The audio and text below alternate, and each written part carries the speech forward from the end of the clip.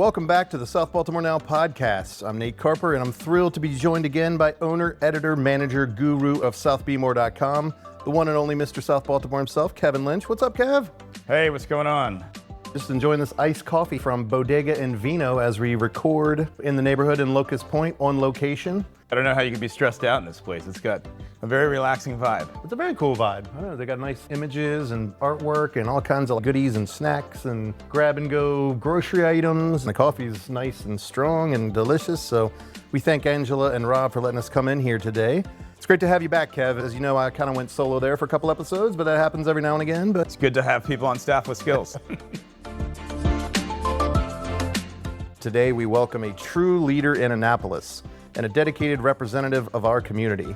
He's a native Baltimorean, an advocate for victims of crime, and the delegate for Maryland's 46th Legislative District, which covers much of South Baltimore. Since 2011, he's been a tireless voice for us in the General Assembly. He holds a vital position as chair of the House Judiciary Committee, playing a crucial role in shaping state laws on crime and public safety. He also serves as an assistant state's attorney in Anne Arundel County. Today, we'll dive into his life growing up here, his work in law and legislature, his priorities for the upcoming 2026 session, and the hyper-local issues affecting crime, small businesses, and neighborhood growth here in South Baltimore. Please join us in welcoming Delegate Luke Clippinger. So nice to be here. Well, thanks for being here, and sorry about the parking. When I've gone door to door a lot, when I've talked to people in this part of Locust Point in particular, they have pointed out there are a lot of people who come here and park to take the water taxi. And I haven't been dismissive, but we're trying to figure out how you resolve that. I think that was more an issue when Under Armour was fully engaged here because you had everybody parking down here. It's a little bit of a challenge, but with all the development around the harbor. So. Yeah, a lot has changed since COVID, and clearly parking patterns have gone through some waves since COVID. Yeah. Locust Point will take up at some point, but it's good to see people in the city. Yeah. So Luke, tell us about life growing up in Baltimore and what eventually brought you to the Riverside neighborhood. Growing up, I grew up in Reservoir Hill, the neighborhood between Druid Hill Park and North Avenue. My family were homesteaders. My dad bought a house for $1 on Newington Avenue in 1974. The idea of the homesteading program at the time was, we'll sell you the house for $1. We'll give you a low interest loan, which in 1974 was something like 14%. Can't see air quotes when you're doing a podcast, but okay. They received that with the idea that the house would get renovated and other houses would strengthen the neighborhood and go from there. In some parts of town, that worked, and it worked very well. My friend, Councilman Parker, his family lived in Otterbein, and they had a homesteader house. That went well, largely because they did whole blocks of the neighborhood. There were lots of people. And so it built that critical mass. We were what were called scattered site homesteaders, where we were one of 2 or 3 homesteading houses on the block with lots of other houses, some homeowners, some renters, a mix. And it never quite took off in the same way. So we faced some challenges living there. My parents lived there. I went away to college in the Midwest at a little Quaker school called Earlham, about 8 hours west of here on I-70, next to a cornfield and a soybean field. They lived there until about 2005, give or take. Dad had an injury, so it made it harder for him to get up and down the 3 stories, but they lived there for quite a while. People love saying, oh, it wasn't like this when I grew up, so now Reservoir Hill is seeing some investment. What's it like as a native of Reservoir Hill to see some economic activity and changes going on there? Well, there's all of the developments going on right along North Avenue, and I think that's David Bramble's group that's been turning that around and building new housing. There just has been more interest in the neighborhood. Part of it has been students from Maryland Institute who've moved north. I will say, and there are good people doing a lot of great work. I will say growing up, it always felt like we were the neighborhood that was just about to turn the corner, but then sometimes it turned out that maybe it wasn't a square, that it was a circle. So we were always kind of going around, but it never quite made it around the corner. I think that Reservoir Hill is taking some really positive steps, and I'm hopeful that they can continue to improve up there. And certainly David Bramble, a name you're hearing all over Baltimore these days, and I'm not sure if he's going to come up again in this podcast, but he'll certainly come up in future ones. Now, you ended up in the Riverside neighborhood here in South Baltimore, which I'm sure most of our listeners are familiar with. It obviously a really nice neighborhood in between Federal Hill and Locust Point. Tell us, how did you end up there, and what are some of your favorite aspects of day-to-day living in Riverside?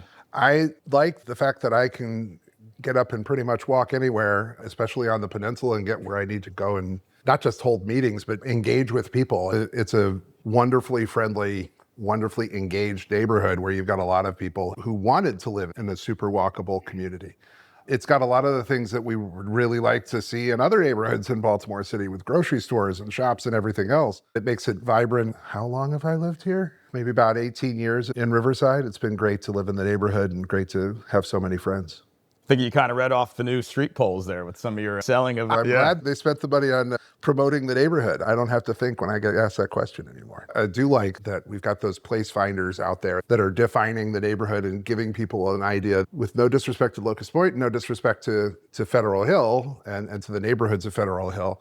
Riverside is distinct. The park, the pool, and the opportunities that we have to continue to improve the park has made that neighborhood one that people want to move to, made it very desirable. Yeah, no doubt. When I think of a couple of the places where I'm just going to run into the most people I know, Riverside Park and Latrobe Park have got to be two of the highest places in the neighborhood where you're just going to run into people because it's just such an influx of different uses and right. people enjoying South Baltimore. Now, you are an assistant state's attorney in Anne Arundel County. What is it like serving in that role, and why is that type of work something you're passionate about? I've been doing that for 18 years. When I first went to law school, I didn't think that I was going to be a prosecutor. But a friend of mine said, why don't you give this a try for 9 months, a year, and see what happens next? And now it's been 18 years later. I get to work on a range of different issues. I've got some white collar cases, one example of which is somebody who was the defendant was a caregiver for a couple elderly people and used their credit card to go to the casino repeatedly over years. Thousands and thousands of dollars were taken. So you prosecute them for theft. I have cases related to gun crime. In Anne Arundel, a chunk of the gun crime cases we get are people who bring guns to the airport. And since I have everyone's attention, please do not bring your gun to the airport. It's against the law, it's a bad idea, and we don't believe you when you tell us that you forgot it. That is a chunk of the gun cases in Anne Arundel, but there are more serious cases that we have with gun crimes too. And an assortment of other felonies, sometimes related to domestic violence. Had more domestic violence cases in the past than I've had now. To your average person, that line of work could seem like a dark world at times, where a lot of negative energy. Maybe it's something that I'm sure there's. Really? Is there any ways you do to sort of find a way to relax when you get home, or separate yourself from the criminal world and sort of get back to a more relaxing mindset after working in a position like that? I enjoy walking to Fort McHenry.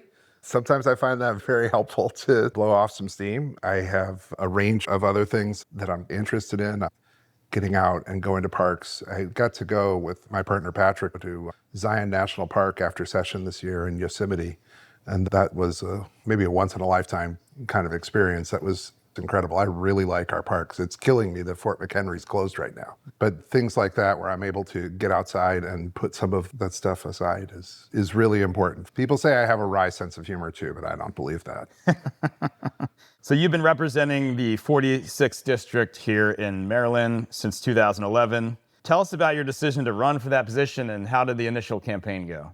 I had been a prosecutor for 3 or 4 years as I was thinking about getting into this. I had been involved in politics, and I worked for a member of Congress in Southern Indiana. I had grown up interested in the politics of the city, and it wasn't a summer job. I wasn't paid for it, but I think my mom discovered that Mary Pat Clark, who was running for city council president in 1987, always needed somebody to stuff envelopes back when we did that kind of thing. And so she learned she could drop me off with a couple bucks during the summer and let me go help them out. I learned a lot about Baltimore. They had me knocking on doors all over the city. That was always something very, very interesting and engaging. I moved out from Baltimore, moved to the Midwest, got a different perspective on elections and politics, certainly in Southern Indiana, where at that time, a Democrat in Southern Indiana is significantly different from a Democrat in Baltimore City. When I came back, I had come to a point when I started as state's attorney, I'm like, maybe I'll help with the campaign once in a while, but I don't really think that I don't know what I'm going to do. Then it became clear that there could possibly be an opening in the delegates. Hey, this is an opportunity where you really get the opportunity to help people. I'm very fortunate to have a great staffer, Kara, who's a South Baltimore native, who helps and takes the lead on a lot of casework that I do. I could talk about the issues too, but one of the first priorities for me has always been to try to help as many people as I can with challenges they've had with state agencies. And that's actually something I took from Mary Pat when she was city councilwoman and city council president. According to my mother, the first campaign I helped with, I licked envelopes for Mary Pat Clark in 1979 at a headquarters in Reservoir Hill. I couldn't find a babysitter. She brought me to help Mary Pat Clark. Mary Pat passed away just last year. The opportunity came open and I started knocking on doors. I think it was Veterans Day of 2009, and then didn't stop. We had the big Snowmageddon storms in the middle of that. I offered to clear a cubic foot of snow for every dollar that somebody gave my campaign. That was a really bad idea. But we The wallet was stronger than the back at that point? Yeah, back struggled a little bit after that storm a little. It was a pretty bad idea. But it's okay, I'll take responsibility for it. But that's kind of it. It's helping people, but it's also addressing the issues that people that are challenging for people, and whether it's issues related to public safety, to juvenile justice, to development, to transportation or anything else. Those have all been issues that I've been very interested in and been able to have some impact in the legislature, and proud to have done that.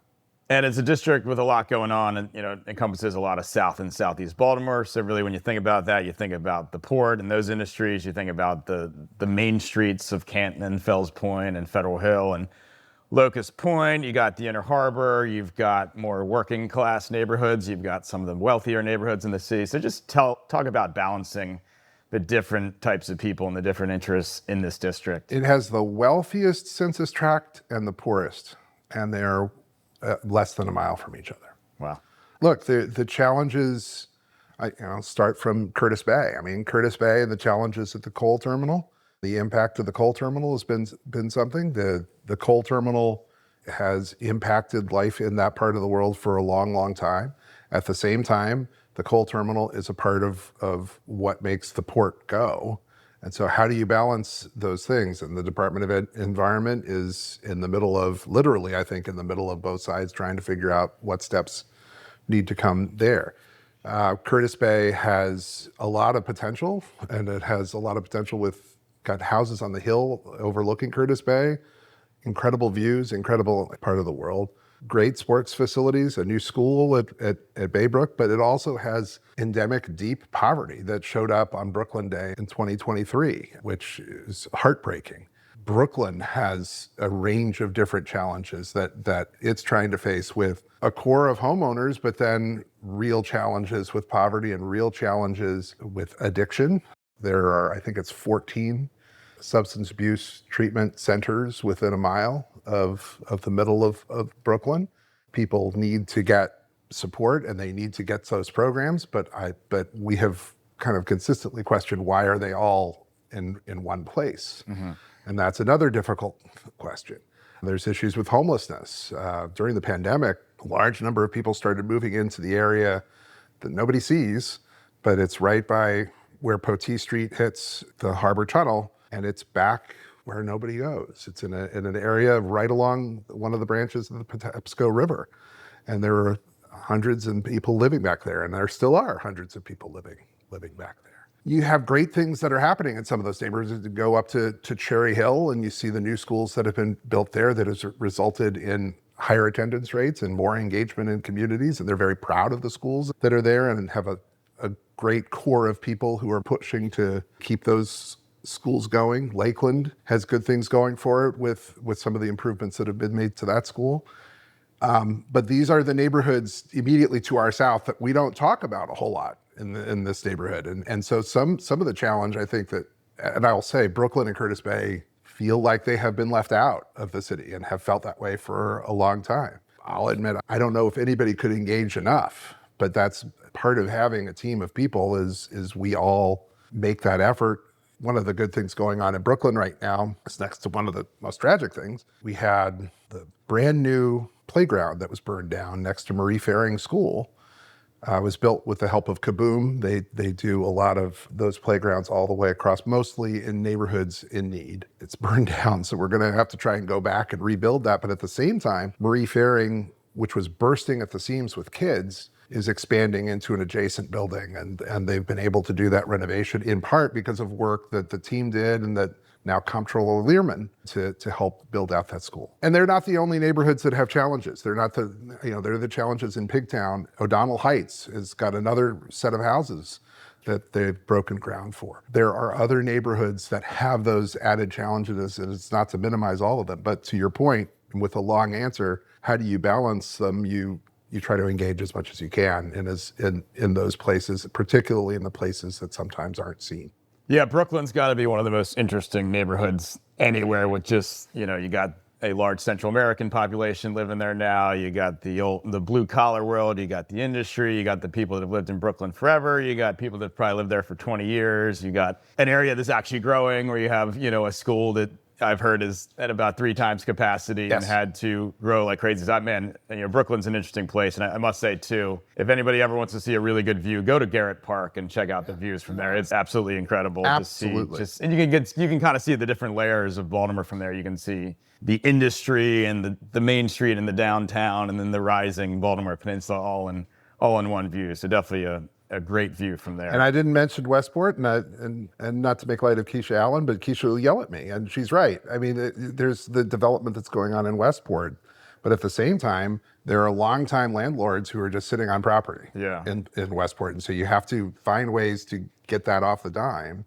Yeah. And so one of the little things that we were able to do is we created a new magistrate position to allow the city to bring more cases for in rem foreclosure, where the value of the property is less than the taxes that are owed. It allows for a faster process to get those houses back on the market. And it'll definitely benefit places like particularly Westport, but I would argue Brooklyn is another place, and Curtis Bay has a lot of those houses. Yeah, certainly Westport, they've been waiting for that waterfront development to rise out of the ground for the last 15 to 20 years. And unfortunately, that's created a lot of limbo going on in those neighborhoods where people bought them 15 years ago thinking it was the next place to be, and it just hadn't started rising out of the ground till now. So I sure hope those efforts in Westport are successful, because when I ride my bike through the existing row house blocks in Westport, it's not pretty at the moment, but I sure hope the future is bright for that neighborhood.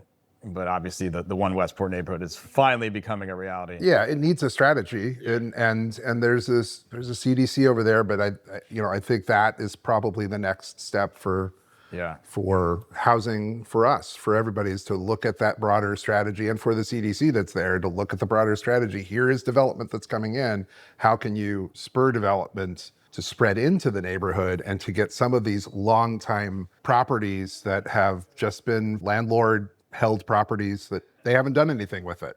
Yeah. How do you address that issue? And while we're in that corner of the city, obviously an issue that's affected everybody in the Baltimore metropolitan area is the collapse of the Key Bridge. Obviously, that started out as a very tragic situation, and now just day-to-day life, I think it's impacted the way we go places. I know with my family particularly, we've stopped doing things in many ways south of the city because getting back into the city is just so much traffic now. So what is the status of the rebuild of the Key Bridge? And I guess give us as many updates as you can on that, because I know a lot of people want to see that key connection come back as soon as possible. It's a vital connection that has resulted in major traffic issues along the Fort McHenry and the harbor tunnels. And I experienced this in my day job. Again, I'm a state's attorney, so I'm driving back and forth to Annapolis and getting back to town and trying to make the turn off 295 to 95, which used to be super easy, is now anything but. I'll just say, from before I get to the bridge, some of the things that I've talked to the Department of Transportation about, the Maryland Department of Transportation,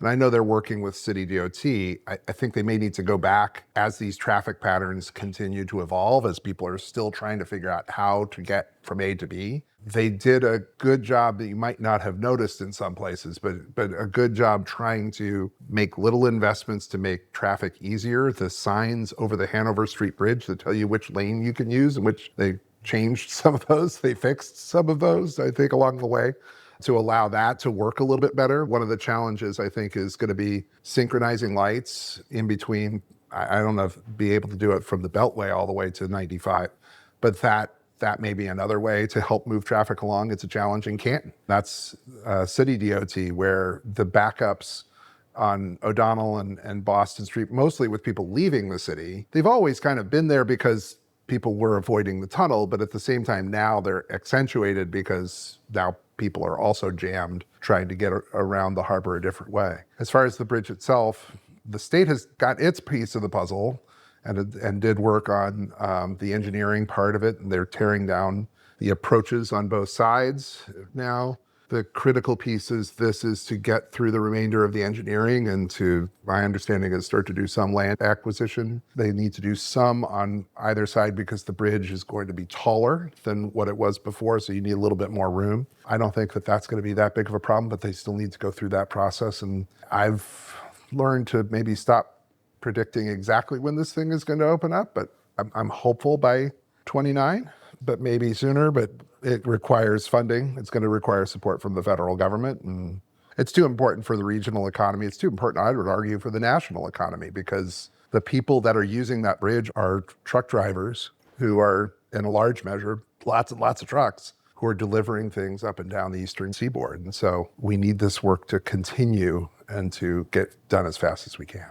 Yeah, there's no doubt. I'm sure everybody has their own stories about how the Key Bridge has impacted their life. And certainly you think about the businesses in Pasadena and Sparrows Point and how some of them have closed because there's just no way to easily get to those anymore. But yeah, we're all... Some of them are moving on one side of the harbor. So it's kind of reorganized some of these businesses as they're people who commonly use them, or they're just trying to get closer to where they need to be on both sides. And so that is an interesting sidelight.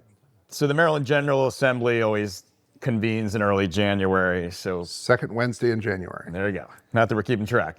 Any issues, any topics you're super passionate about going into the 2026 session? Well, and as the chair of judiciary, the committee gets to deal with a lot of very challenging issues: criminal law, family law, juvenile law, and civil law. And there are a lot of really difficult issues that come up before us every year, and I'll touch on a few of them. And then there are issues before the legislature as a whole. I'll talk about that too. But one of the issues that I've focused on last year a great deal is not an issue that people talk about a whole lot, but it has a big impact on our entire criminal justice system. And that is people who have mental health issues who are arrested and brought into the criminal justice system, and how we get them treatment and how we get them the services that they need so that they're not necessarily coming back into the criminal justice system. Right now, there are 217 people, I think, as of Friday, statewide. Doesn't sound like a big number, but they are people who have been found not competent to stand trial. I'm oversimplifying this for all of my lawyers out there. Please don't jump down my throat. They don't understand the system that's in front of them. They may not be able to. They may suffer from a mental illness that's so significant that they can't truly comprehend. But they need mental health treatment. About 216 people who are sitting in local detention centers waiting for trial. And they're waiting because they've been found not competent for services from the Maryland Department of Health, who can provide those services, bring them to a level of competency or not. They can address those issues that they can address. There's no room at the Department of Health. There are no beds at the Department of Health to fill those spots. And they have struggled with trying to find ways to not necessarily move people through faster, but get people into the services that they need. The thing about the 216 is my committee took a look at it last year and went through and looked at all the cases what they were being held for. And just short of half of the time, they were people who were being held for a 90-day offense, for trespassing usually, but for a lower level misdemeanor, they're just being held. So by the time the bed became available, they've done their 90 days of the maximum sentence and out they go again, except they've received no treatment, no help, no nothing.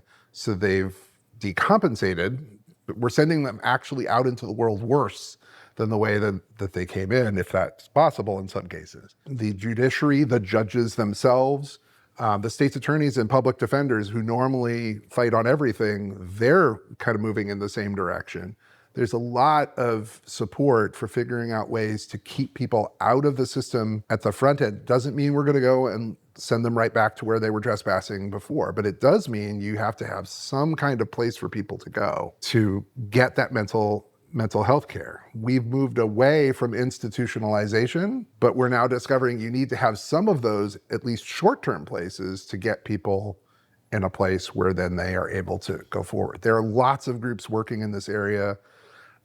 ranging from Baltimore Health, other organizations that have tried to build what's called a care traffic control center, where here is John Doe who is having an episode. Is there a way that we can provide police officers more information about this person is supposed to be receiving this treatment? If you're going to arrest them, take them here before you take them to central booking. Don't take them to central booking, take them here if you can. Sometimes of that 216, they are accused of committing violent crimes, and that's something different. If we can get the nonviolent crimes and get them the actual treatment that they need, that's important. That's not something that a lot of people are talking about, but it's something that is important because these people cost a lot of money. It's not just a money thing, but without question, they cost a lot of money having them in local detention centers, and if you can't get them the treatment they need, it's not only expensive, but completely unhelpful. We set up a commission, and now in juvenile law, we set up a commission in 2024 that is looking closely at juvenile laws and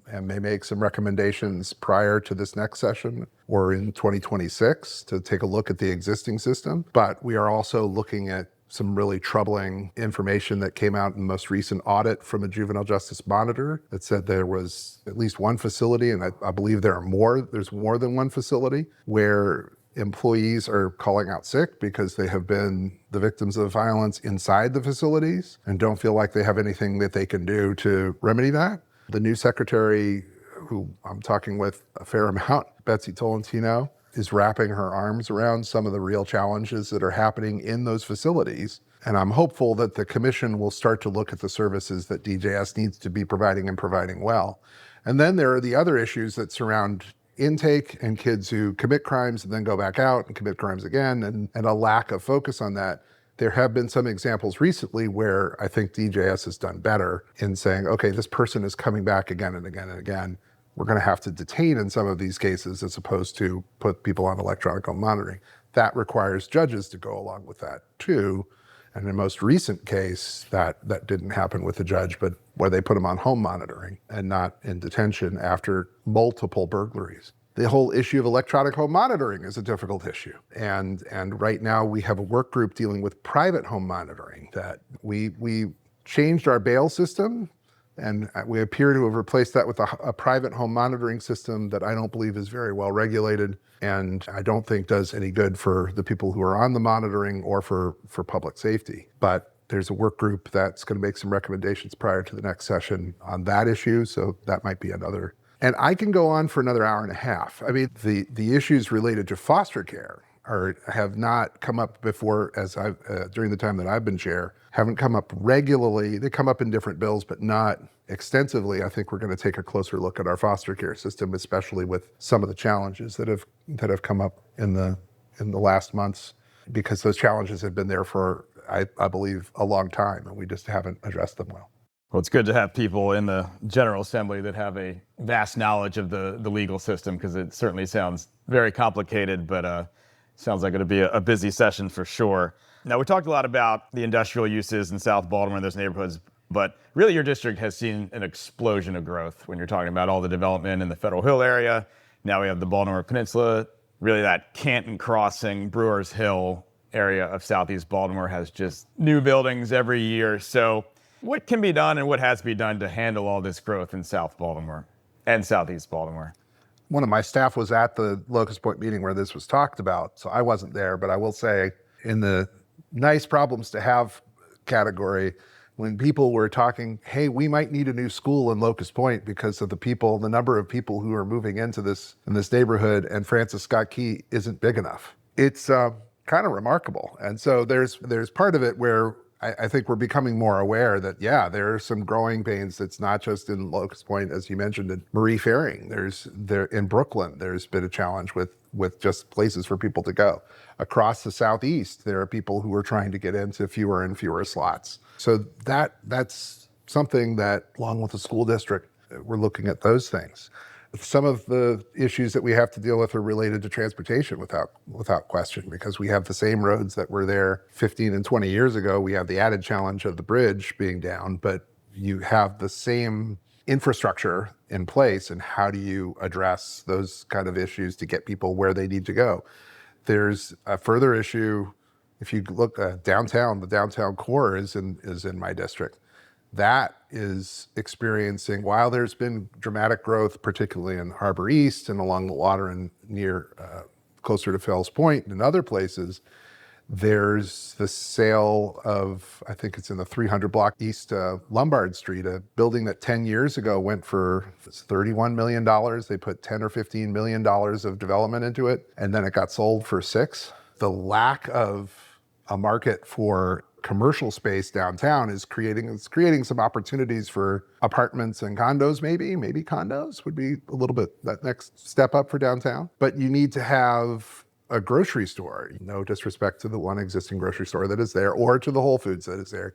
There's more demand for those things that people need to make it a walkable downtown and to make it a place that would attract more people. So it isn't just the infrastructure question. It's also the on the ground in the neighborhoods infrastructure question that we need to look at too. So those are a lot of different issues, mostly that are being addressed with different city initiatives, but I and my colleagues are also looking at ways to help in Annapolis where we can. No easy task, I'm sure. Well, I'm sure we could talk for hours about all the issues of South Baltimore. What else you got? Oh, sure. All right. Let's Let's hit another topic. I'm here. If you're listening to this late at night, it's if you're not asleep by now. Let's talk about the small businesses of your district. Obviously, it's been an economic whirlwind since COVID for anybody with a small business. I know that myself. And obviously, part of what makes some of these neighborhoods so unique is the main streets, the small businesses, the ability to walk and get a coffee or an empanada or an ice cream or get your taxes done. Like I said, it's been a whirlwind since COVID with shutdowns and inflation and hiring issues and supply chain issues, all kinds of things. Are there any things you think could be done at the state level to maybe make life a little bit easier for small business owners at this time, or help some of our main streets thrive a little bit more? I'm all ears. I think we want to think of ways to help. I'll go back to the downtown argument. We've got a lot of people who are living downtown. More people. It's the fastest growing precinct in my district. Lots and lots of people who are living there, but there hasn't been that requisite, that parallel growth in services and businesses in those areas. And whether it's because you need help with renovation, whether it's because they need help renting places or other small business assistance, the Department of Commerce already has some programs to help with that. But I think it's getting people to kind of make that leap to get into the marketplace. And I think there's always more that we can do to support small business. And again, the Department of Commerce is doing some of those things. But we have challenges on main streets too. And you have vacant storefronts looking at Federal Hill and the basic businesses that aren't there, and how do you replace those? That's a challenge that we've had for some time, and I think we're going to continue to have it, but I think it's going to be by getting people the resources that they need to be willing to make that leap. Yeah, and I'm sure some will tell you certain sectors of business are thriving too much in some of those areas. And well, let me go to another issue that certainly for the last 15 years that we've talked about a lot in different ways, but an issue of alcohol and issues related to alcohol, how it relates to Federal Hill and how it relates to quality of life.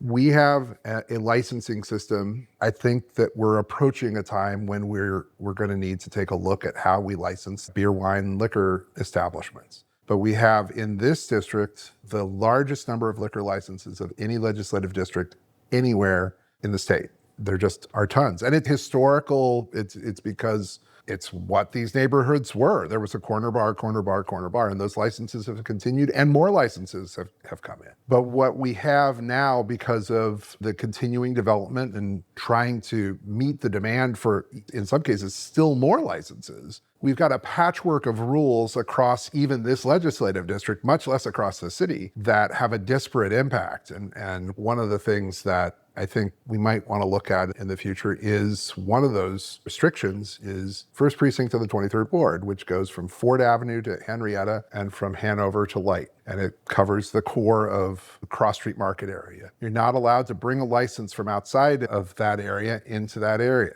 I think it has stifled some growth of business, particularly restaurants, over time in that area as the value of those licenses to transfer them has become so high. It's made it very hard for people who want to be a restaurant to survive, and it has kind of pushed people towards the sale of more alcohol so that they can meet the costs of those liquor licenses. So we have the people who are already there who have paid to transfer those liquor licenses. We are seeing some other restaurants go away or struggle because of that issue. And so do we want to have a conversation? It's a conversation, what it could look like if we went a different way. I don't know what the different way is. And the moment that I start touching this 100 megawatt shock comes and hits me in the arm, and it's a difficult issue. But we're reaching a point where I think we've got to have that issue, because the more restaurants you have in that neighborhood, the easier it is for families to engage in that neighborhood. Some of the other businesses start to grow in that neighborhood, and you get more of a, not to say we're going to shut down all the bars, but you'd have a better balance of bars and restaurants and other businesses. I think that should be the goal in our Main Street areas all the way across the district and all the way across the city. Yeah, if I were to sum up the complaints I get about Federal Hill, it'd be some combination of too many smoke shops, too many late night bars, too many nail salons. Those seem to be the three industries that seem to be thriving down there, and I certainly don't wish downfall of any person's business, but it seems like we're getting a ton of those things and less of your boutiques, less of your small grocers, less of your cafes. Delegate Rosenberg is seeing something similar in the 41st district, and he's raised an issue specifically on the smoke shops. I think we're starting to see those manifest in different ways, and I think that we might look at ways that the Alcohol, Tobacco, and Cannabis Commission can ensure that they are abiding by the laws that are already on the books for the sale of any kind of licensed substance, including cannabis. That I think if people are selling cannabis under the table, there are restrictions that we kept on the books that say that possession with intent to distribute cannabis is illegal. Those should be prosecuted. Yeah, I'm sure it's a Pandora's box, but it seems like there's a lot of cannabis adjacent products or light on the cannabis products that seem to be keeping a lot of these shops thriving, and I'm sure that's a $1 million conversation. But it seems like there's a lot of blurred lines, or at least blurred enforcement in some of those industries. But as I was walking around, 6 or 7 of those stores have popped up in Fells Point. A bunch of them have shown up in Fells Point and Federal Hill. I think that's getting our attention to, okay, do we need to expand regulation to these stores as well? If somebody wanted to get involved in the work the Team 46 is doing, or your campaign specifically, or anything really you're involved in this district, how could they go about doing that? Well, I'm certainly, I meet with people all the time. Happy to talk with people about different ideas that they have, and you can reach out to my office at luke.clippinger at house.maryland.gov, and reach out that way. You can reach out to me at 410-989-3876. And I'm happy to set up time to talk about the campaign, talk about anything with regard to the General Assembly as well. Always happy to do that. If there are kids who are interested in maybe being a page, there are page positions that open up every year in the legislature. And sometimes we get people from the 46th district who participate in that program. That's fantastic for kids. And for college students, there are internships that my office offers, and are a different way to get a different view on the legislature during the time that we're in session. And many, many other ways to get engaged. Again, 410-989-3876. Well, thanks a lot for joining us. And next time Luke's walking down Ford Avenue, make sure you guys say hello. Thanks very much. Thank you, Luke. Really appreciate you being here. Thanks for tuning in and hanging out with us. Don't forget to hit that subscribe button, give us a review, and sign up for all the local news at southbmore.com.